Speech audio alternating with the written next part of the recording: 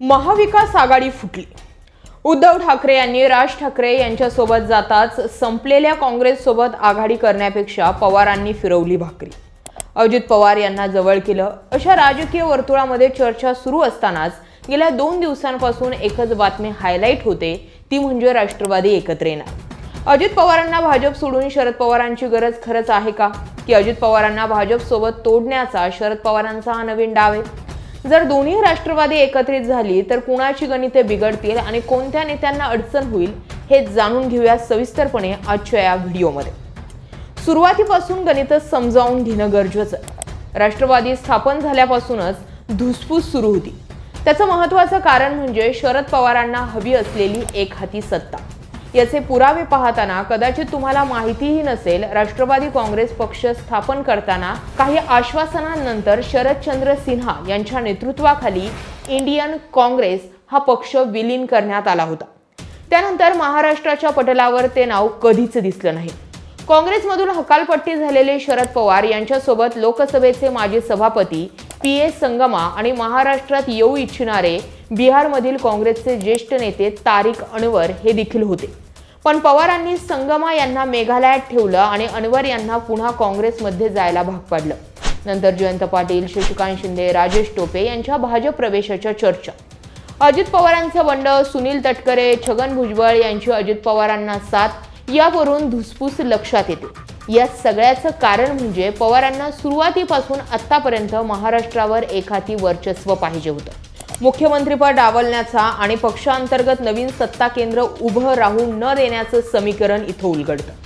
आता दुसरं म्हणजे जेव्हा एक हाती सत्ता मिळत नाही तेव्हा पवार सत्तेत राहण्यासाठी काही करू शकतात असं नॅरेटिव्ह सेट झालंय। या स्टेटमेंटचे पुरावे बघूयात। सुरुवातीला काँग्रेस सोबत राहून वेगळं अस्तित्व थाटण्याचा प्रयत्न केला। काँग्रेसमधून हकालपट्टी सहन करावी लागली। परदेशी लोकांचा पक्ष म्हणून सडकून काँग्रेसवर टीका केली। पण पुढच्या काळात आपला डाव फसल्याचं लक्षात येताच त्याच काँग्रेस सोबत जाऊन केंद्रीय मंत्रिपद मिळवलं।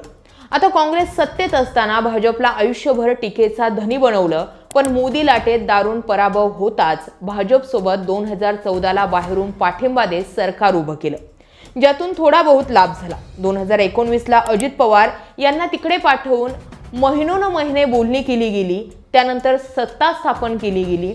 पण भाजप आपल्यावर वडसर ठरेल असं दिसताच राजकारणाचा अनुभव नसलेल्या उद्धव ठाकरे यांना खुर्चीवर बसवून सगळी सूत्रा हातात घेतली। या सगळ्यावरनं तुम्हाला हे स्पष्ट झालं असेल की जिथे सत्ता तिथे पवार।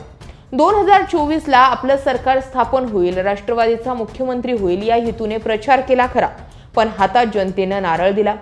सत्तेपासून बाजूला ढकललेले पवार आता सत्तेत जाण्यासाठी मार्ग शोधू लागलेत, कारण तानाजी सावंत यांच्या वक्तव्याप्रमाणे राष्ट्रवादी सत्तेपासून दूर राहू शकत नाही।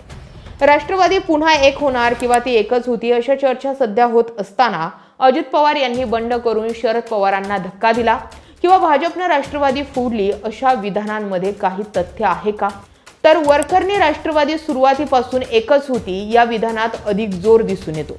कारण नुकतीच ठाकरे यांची शिवसेना फुटली, त्यानंतर दावे प्रतिदावे झाले आणि ठाकरे अजूनही त्या धक्क्यातून सावरलेले नाहीत हे वेळोवेळी दिसते। राष्ट्रवादीत तसं काहीच दिसत नाही।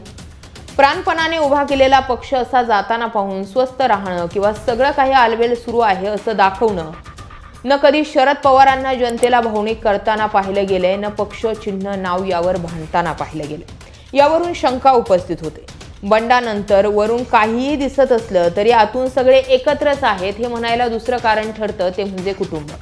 गेल्या वर्षी लोकसभेत सुप्रिया सुळे विरुद्ध सुनेत्रा पवार अशी लढाई वगळता ठाकरेंमध्ये दिसली तशी कौटुंबिक दरी निर्माण झालेली नव्हती।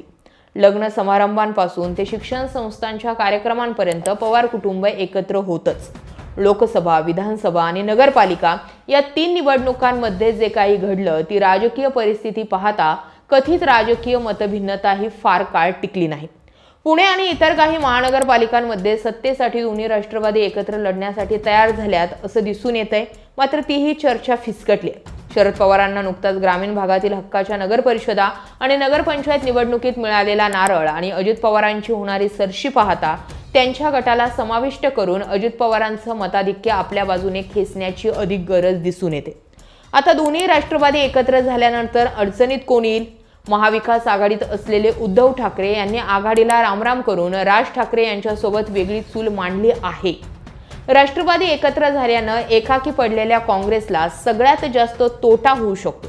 कारण काँग्रेस सध्या आपलं बिघडलेलं राजकीय गणित सावरण्यासाठी महाविकास आघाडीत आणि आताही काँग्रेसला शरद पवारांची अधिक गरज होती. शरद पवार भाजपवासी झाल्यानंतर काँग्रेस अजूनच टोकाला जाईल यात शंका नाहीये. पुरोगामी विचारसरणीमुळे टिकून राहिलेले प्रशांत जगताप यांच्यासारखे अनेक नेते त्यांना सोडून जातीलच. पण अजित पवार यांच्यासोबत शीतयुद्ध राष्ट्रवादी सुरू असताना केवळ पवारांनी एकत्र ठेवलेले जयंत पाटील, शशिकांत शिंदे, जितेंद्र आव्हाड, अमोल कोल्हे हे काही नावं दिसून येतात. शरद पवार नकोत पण अजित पवार चालतील असंही काही नेते आहेत, ज्यात मोठं नाव म्हणजे छगन भुजबळ आणि धनंजय मुंडे. दोन्ही राष्ट्रवादी एकत्रित होताच पुन्हा शरद पवार यांच्या खालोखाल नेतृत्व अजित पवार करतील. त्यामुळे नाराज शरद पवार यांच्या गटाला आणि शिरसस्थ शरद पवारांना टाळून निर्णय होत नसल्यानं अजित पवार यांच्या गटातील नेत्यांना वेगळी वाट पकडावी लागेल हे निश्चित आहे.